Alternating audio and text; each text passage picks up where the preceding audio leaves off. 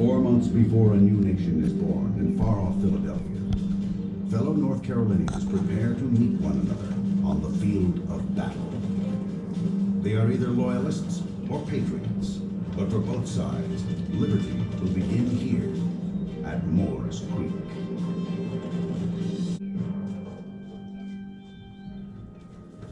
At dusk on this cold February day, a Loyalist courier delivers a message to Patriot Commander Colonel Richard Caswell. It is an ultimatum from his adversary, General Donald MacDonald. If the Patriots do not lay down their arms and swear allegiance to the King, MacDonald warns, I must consider you as traitors and take the necessary steps to conquer and subdue you. Yet MacDonald's demands serve an additional purpose. The courier, James Hepburn, is also MacDonald's secretary. He carefully observes Caswell's strength and position. What Hepburn cannot see on the other side of Moores Creek are strong earthworks completed by the Patriots earlier in the day. These defenses were built by Caswell's men and 150 other Patriots under Colonel Alexander Lillington. Together, their formidable force numbers more than 950 troops. Colonel Caswell rejects the Loyalist general's ultimatum, sending Hepburn back with an adamant refusal.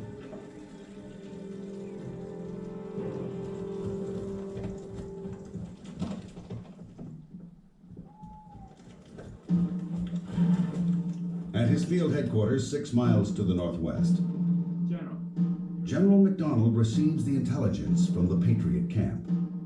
His young officers are eager to attack. They believe the Patriots can be overwhelmed in a bold assault. We can drive them to the water. With Moores Creek making escape difficult, Caswell's force can be crushed. Made up of local militia and Minutemen groups, the Patriots, ragged and at times unruly, are generally held in contempt by the British. For years, they have suffered injustices and abuse from the British government and its appointed officials. They are fighting now, in the words of their overall commander, Colonel James Moore, in defense of the liberties of mankind. These Patriots are the last hope to keep the Loyalist army from reaching the Carolina coast. The Loyalists are anxious to form a juncture with a promised British invasion force coming by sea. This force, composed of men from Great Britain and Boston, is led by General Charles Cornwallis. But to reach the coast and Cornwallis, the Loyalists, 1,600 strong, must cross the Moores Creek Bridge. Highlanders! MacDonald reluctantly agrees to attack the Patriots. But he turns the command over to Colonel Donald MacLeod, his executive officer. At 1 a.m., they begin a long, exhausting march through swamp and thicket. The North Carolina forest is cold, damp, and dark. Many in the Loyalist ranks are Scots Highlanders. They have come to America seeking new lives and new lands. But for the Highlanders, owning land here comes with a disturbing condition. They must take an oath pledging their allegiance to the King. They must also swear to lay down their lives in the defense of His Majesty's government. That allegiance is about to be tested. After marching in darkness for over 4 hours, the Loyalists sight Caswell's still burning campfires. They silently slip into the camp, only to find that the Patriots have vanished. Move up, gentlemen. Search for the bridge. MacLeod sends scouts to search for the bridge crossing. When the Loyalists reach the bridge, they come across 2 sentries. Who goes there? A friend. A friend of whom? A friend to the King. Virshi Carden Nardi. There is no response to their Gaelic challenge.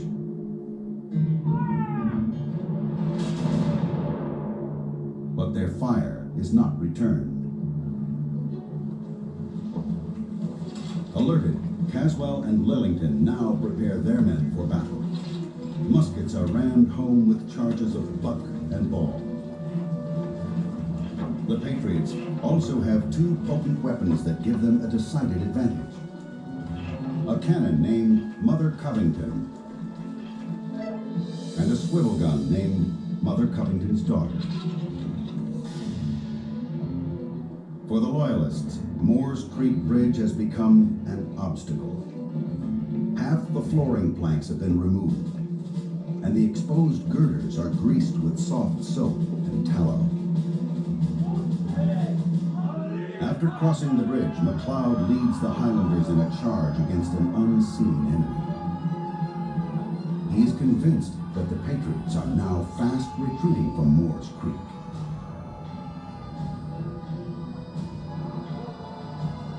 Some of the Highlanders are armed only with a broadsword, the traditional weapon of the Scots.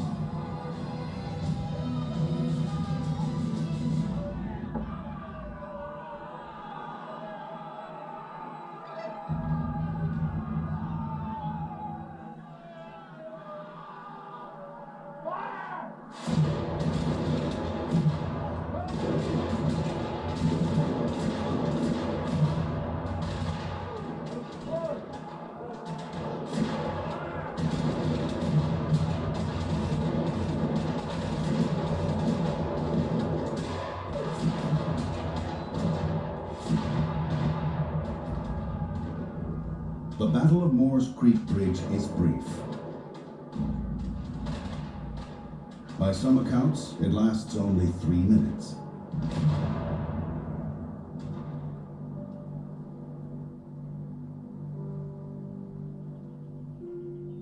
But with the coming dawn, the battle's grim toll emerges from the shadows. The Loyalists lose over 30 men. It is unknown how many drown in the dark waters beneath the bridge or die of wounds in the surrounding swamps. The Patriots suffer only one killed, a North Carolinian, Private John Grady. General Donald MacDonald and other Loyalists are soon captured and sent away as prisoners. While they are gone, their families suffer cruelties at the hands of Patriot neighbors. Some abandon their homes out of fear.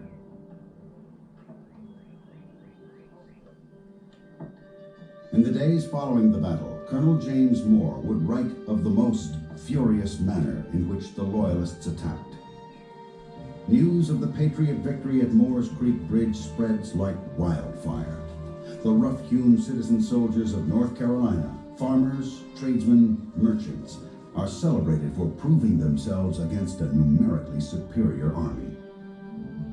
Less than 2 months after the battle, North Carolina instructs its delegation to the Continental Congress to vote for independence. It is the first American colony to take such action.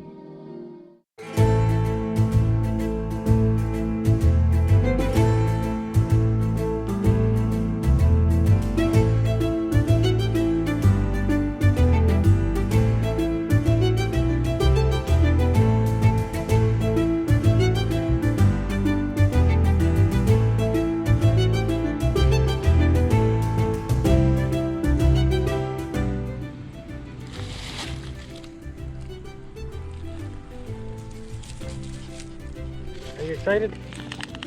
Is it a yes or no?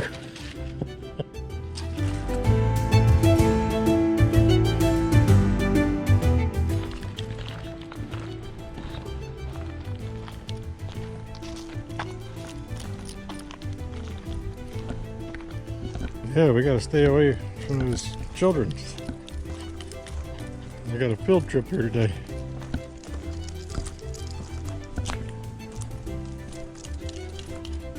I'm not sure if this is the start of the hike or if it's over there.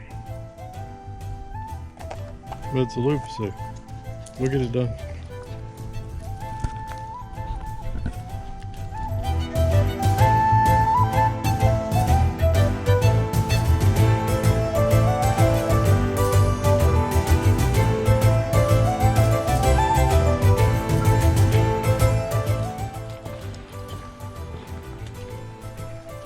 squirrels.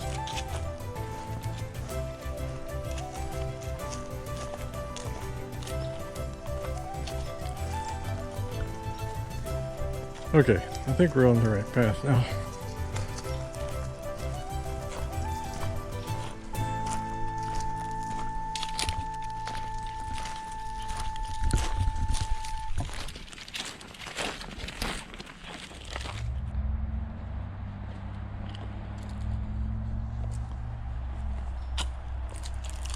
Well, let me tell you what, the directions in the book for this hike suck. I don't know if we're on the right trail or not, if we're supposed to go right or left. The book mentions the name of a road that I'm not going to mention that they have since changed to, I think they're calling it Stagecoach Road now.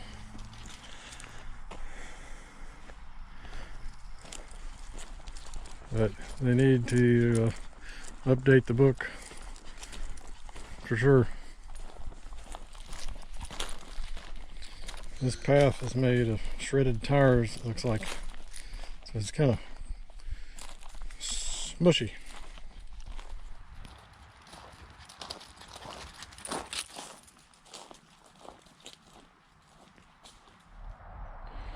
Lots of information signs on this trail.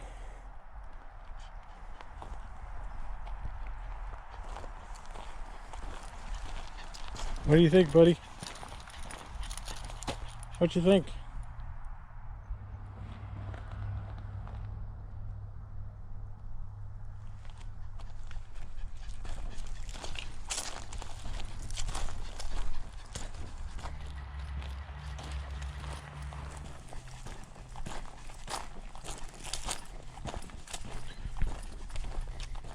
Skeeters right in the ear. Alright, so this is the Tar Heel Trail. I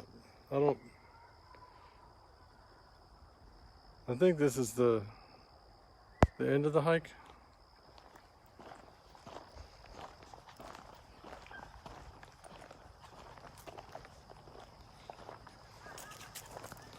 This is more challenging than I thought. Alright, maybe this is the beginning.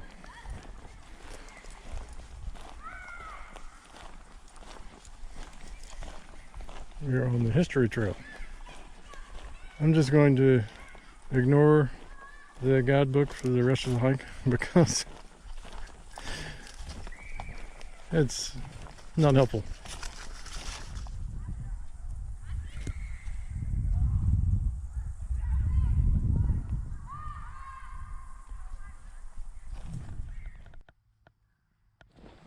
They're having a field trip here today and he doesn't know what to think about all his kid sounds over there.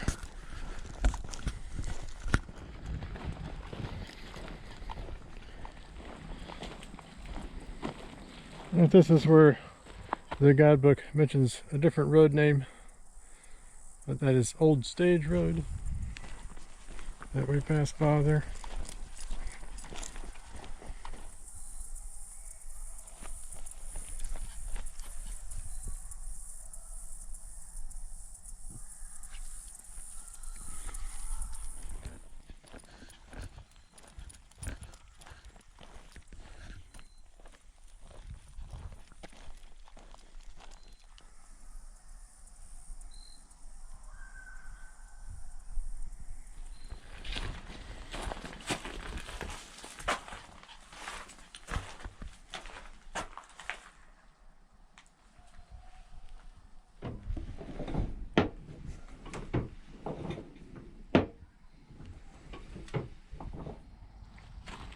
This is nice. They actually have a water fountain and a doggy water fountain.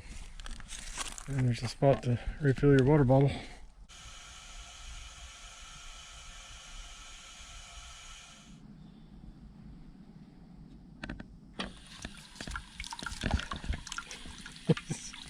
He's scared of everything right now. You want to try the doggy water fountain? No.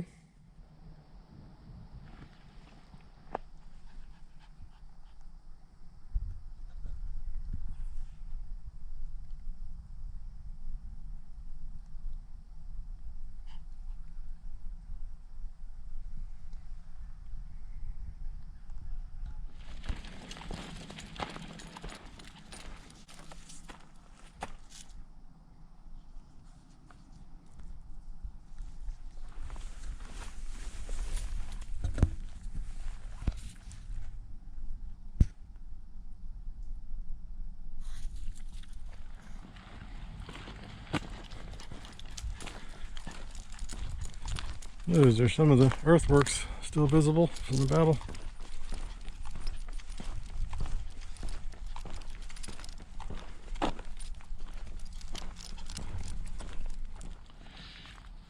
We are here.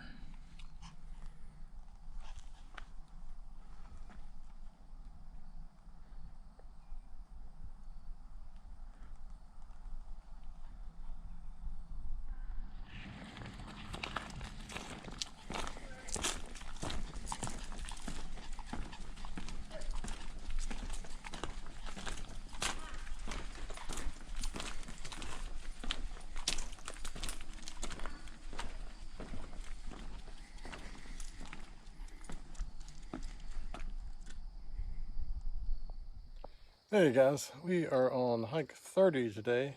This is Moores Creek National Battlefield, and I am hiking this one with my little buddy here,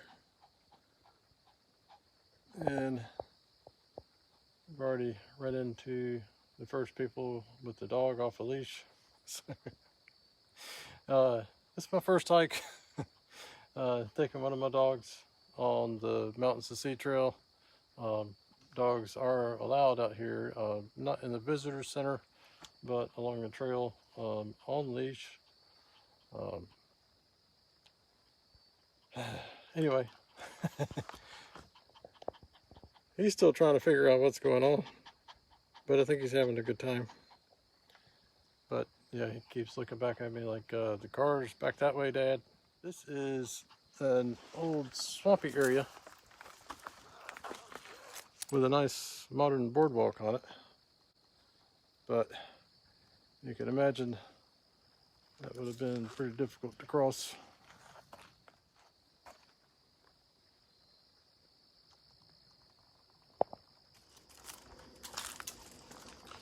So this hike is close to Wellington, North Carolina, and it's one of the shorter hikes in the book, and this area is pretty cool. But if you come here anytime but wintertime, imagine there's going to be mosquitoes. There's a few out today.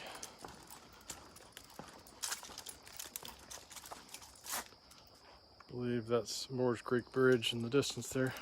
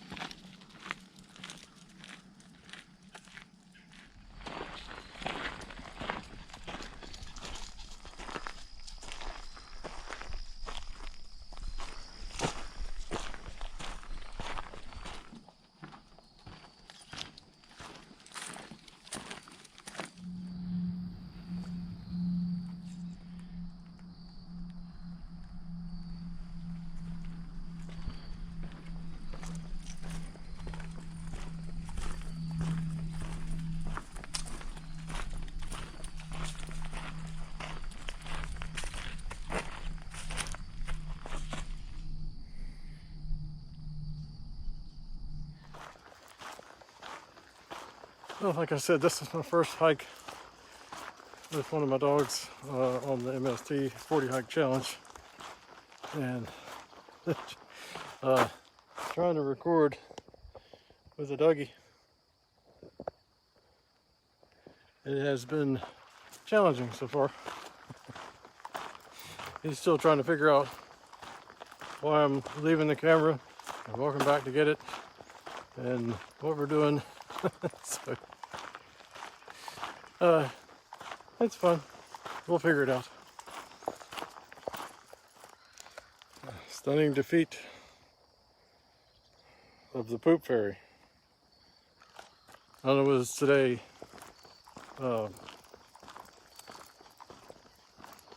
Just finding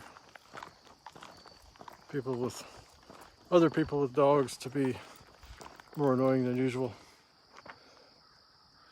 Ooh, there's a cannon up there. I wonder if that's loaded.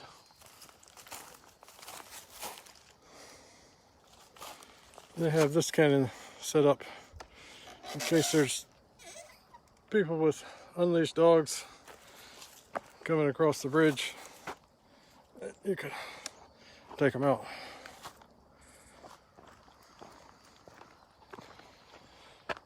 Decisive victory.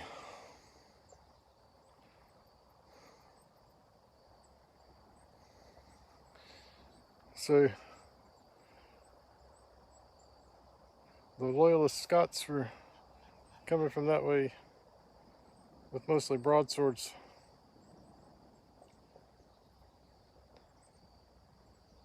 And the Patriots had cannons and guns.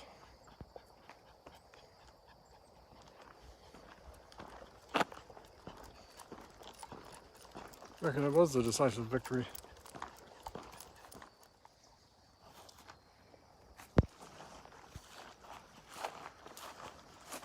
The dark, still waters of Moores Creek are quiet today. But over 200 years ago, the creek itself was a vital part of everyday life. During the colonial period, people in the area used the creek to catch fish to provide food for their families. Local farmers and plantation owners used the creek to transport goods, such as naval stores, to the Black River and then to the Cape Fear River, before ultimately arriving in Wilmington to be sold. In mid-February 1776, Moores Creek stood as an obstacle between two armies as they prepared for battle. Moores Creek is 10 feet deep. Therefore, the bridge itself is a vital resource for either army. Whoever controlled the bridge would have the upper hand. The bridge sat along the old stage road, a road that connected Wilmington and Cross Creek, today's Fayetteville. In fact, as you walk through the park today, you have seen or will see remnants of that road that was so vital for both sides. Both sides would need the road. The Patriots needed it in order to block the Loyalist advance to the coast. The Loyalists knew that the road would be the easiest way to travel to Wilmington and ultimately the coast of North Carolina. The Patriots arriving at the bridge first positioned themselves on the east bank on a high embankment overlooking the creek. By arriving at the bridge first, the Patriots forced the Loyalists to cross a dismantled bridge and then up a long, narrow causeway where the Patriots could concentrate all their guns on the advancing Loyalists. This meant the Loyalists could only attack the Patriots with only a few men at a time. In military terms, this is called a choke point. The approaching Loyalist army began their march at 1 a.m. on February 27, 1776. Weary from the march and finding an abandoned Patriot encampment on the west bank of Moores Creek Bridge, the Loyalists decided that the Patriots must have abandoned Moores Creek just as they had Corbett's Ferry on February 25th. While approaching the bridge, just before 5 a.m., the Loyalists came across Patriot sentries on the east bank. The Loyalists fired on the Patriots, but the Patriots did not return the fire. Instead, they hurried down the long, narrow causeway, disappearing into the darkness. Not knowing the terrain, Loyalist commander Lieutenant Colonel Donald McLeod made a quick decision. He ordered his men to cross the Moores Creek Bridge. To make things difficult, the Patriots had dismantled the bridge, leaving only the crossbeams and greasing them with soft soap and tallow. Eventually, McLeod and 50 of his Loyalists made it across the bridge. As bagpipes broke through the night air, McLeod shouted, "King George and broadswords!" The Loyalists made their way up the long, dark causeway, not knowing the Patriots lay in wait behind strong earthworks completed the previous day. The Loyalists made it within 30 yards of the Patriot earthworks before the early morning sky lit up with the flash of musket and cannon fire. A devastating hail of lead brought a quick end to the Battle of Moores Creek Bridge, with some accounts suggesting the entire action took only 3 minutes. One Loyalist account suggests, above all else, it was the cannons that prevented them from taking the Patriot position. This quick and decisive battle, won by the Patriots, is considered the first decisive Patriot victory of the American Revolution.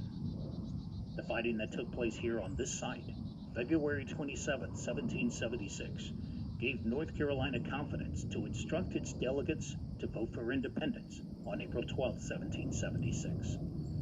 This action became known as the Halifax Resolves. North Carolina became the first colony to take such action. Are you done walking? No? We're good.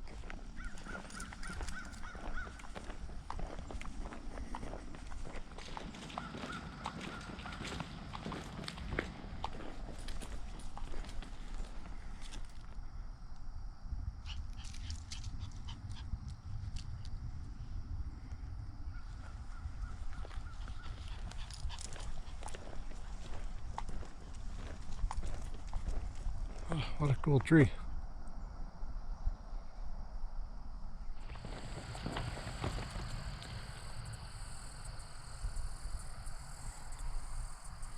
Come on, buddy. We gotta go get your Bark Ranger tag.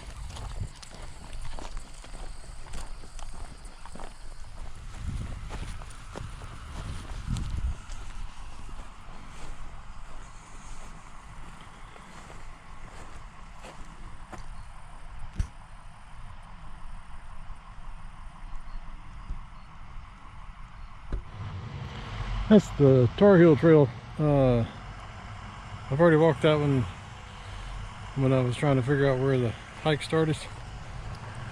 But we ended up back over here at the visitor center.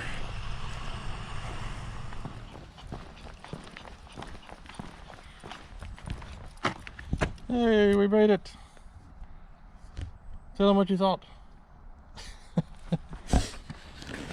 Hey, you got your first Bark Ranger medallion.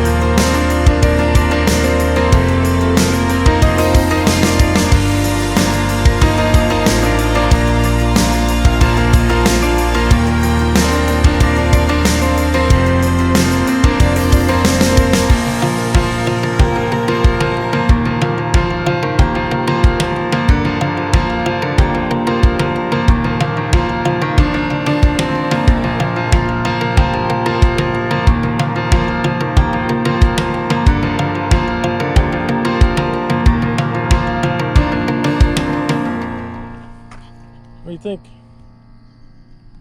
You just messed up your harness again. Did you mess up your harness for the walk by?